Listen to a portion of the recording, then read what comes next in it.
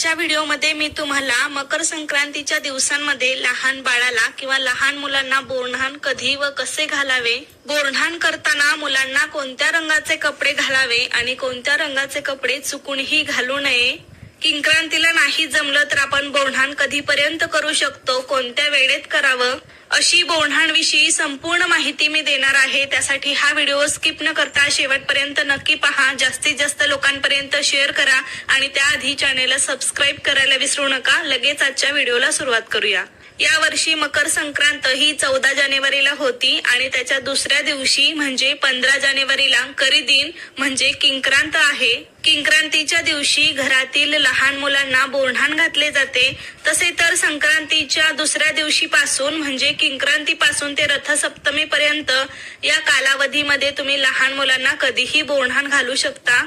खरं तर किंक्रांतीच्या दिवशी आवर्जून बोरन्हाण केलं जातं, पण ज्यांना जमणारच नसेल तर त्यांनी रथसप्तमी पर्यंत कधीही घातलं तरीही चालेल। आता बोरन्हाण हे किती वर्षापर्यंत करावं, तर आपल्या घरातील 1 वर्षाच्या बाळापासून ते 5 वर्षाच्या बाळापर्यंत करतात। तुमचं मूल 5 वर्षाचं होईपर्यंत तुम्ही 5 वर्ष मुलाला बोरन्हाण घालू शकता। काही जण फक्त 3 वर्षच बोरन्हाण घालतात, जशी तुमच्याकडे पद्धत असेल त्यानुसार करू शकता। एकूण 3 वर्ष केलं किंवा 5 वर्ष केलं तरीही चालतं। आणि बोरन्हाण हे मुलाचं व मुलीचं दोघांचंही करतात। शिशु संस्कार म्हणून बोरन्हाण केले जाते। बाळ जन्माला आल्यानंतर बाळाच्या पहिल्या संक्रांतीला सर्वसामान्यपणे बोरन्हाण केले जाते।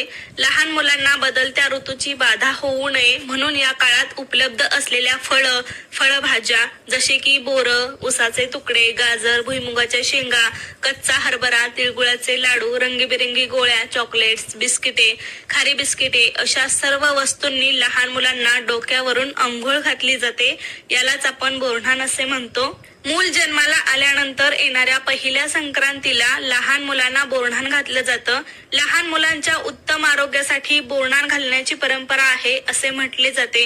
आपल्या भारतीय संस्कृतीमध्ये सणवारांसोबतच बदलत्या ऋतुचक्राचे आपल्या आरोग्यावर चुकीचे परिणाम होऊ नयेत म्हणून ही काळजी घेतली जाते। म्हणजे संक्रांतीनंतर वातावरणामध्ये हळूहळू बदल होत जातो आणि या वातावरणाशी त्यांचं शरीर सुदृढ बनत असतं, त्यामागचं हे शास्त्रीय कारण आहे। तर बोरन्हाण हे शक्यतो दुपारनंतर घालतात। सायंकाळी तुम्ही 4, 5, 6, 7 वाजता तुम्ही मुलांना बोरन्हाण घालू शकता।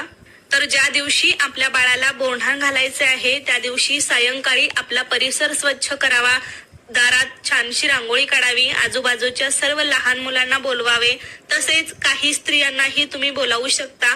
5 किंवा 7 सुवासिनी बोलवायच्या आहेत आपल्या बाळाला औक्षण करण्यासाठी। घरामध्ये मोठं असं चटई वगैरे काहीतरी अंथरायचं आहे, त्यावरती एखादा पाट किंवा चौरंग ठेवायचा आणि त्यावरती उत्सव मूर्तीला बसवायचं आहे। दिसते आपल्या बाळाला पाटावर किंवा चौरंगावर बसवायचं आहे। पण जर बाळ अधिकच लहान असेल, 6 महिन्यांचं किंवा त्याच्या आतील वर्षाचं असेल, बसू शकत नसेल तर त्या बाळाला घरातील कुणीही मांडीवर घेऊन बसू शकतं। किंवा जर बाळ खूपच लहान असेल तर एवढ्या लहान बाळाला बोरन्हाण घालण्याची काहीही गरज नाही, तुम्ही पुढील संक्रांतीला पण बोरन्हाण घालू शकता। बाळ खूप लहान असेल तर त्यांना त्रास होऊ शकतो, मुलं रडतात, त्यामुळे अगदी 5 वर्षाचं होईपर्यंत आपण बोरन्हाण घालू शकतो। उत्सव मूर्ती बोरन्हाणासाठी तयार झाल्यावर त्या मुलाला पाटावर बसवायचं आहे। बाकीच्या लहान मुलांना त्याच्या भोवतानी गोल करून बसवायचं आहे, कारण जेणेकरून आपण मुलाला ज्या साहित्याने अंघोळ घातली तर ते साहित्य त्यांना खाली पडलेलं सहज वेचता येईल। तसेच आपण ज्या काही स्त्रिया बोलावल्या असतील त्यांना बाळाला औक्षण करायला सांगायचं आहे आणि बोरन्हाणाची पण आपण आधी तयारी करून ठेवायची आहे, जसे की चिरमुरे, उसाचे तुकडे, गाजराचे तुकडे, भुईमुगाच्या शेंगा, बोरं, तिळगुळ, तिळगुळाचे लाडू, रंगीबेरंगी गोळ्या, बिस्किटे, हरभरा, चॉकलेट्स या सर्व गोष्टींचा समावेश केला जातो। ही सर्व तयारी तुम्ही आधीच करून ठेवू शकता, एखादं साहित्य नसेल तरीही चालू शकतं। अशा प्रकारे सर्व बोरन्हाणाची तयारी झाल्यानंतर फळं खाण्याची सवय त्या बाळांना लावण्याचा हा अनोखा प्रयत्न आहे। बाळावर सगळ्यांच्या प्रेमाचा वर्षाव होऊ दे, बाळ सुबत्तेत न्हावून निघू दे, असा यामागचा उद्देश असतो। तर अशा प्रकारे तुम्ही सुद्धा तुमच्याकडे लहान बाळ असेल तर त्याचं बोरन्हाण नक्कीच करा। रथसप्तमी पर्यंत कधीही करू शकता। तर कशी वाटली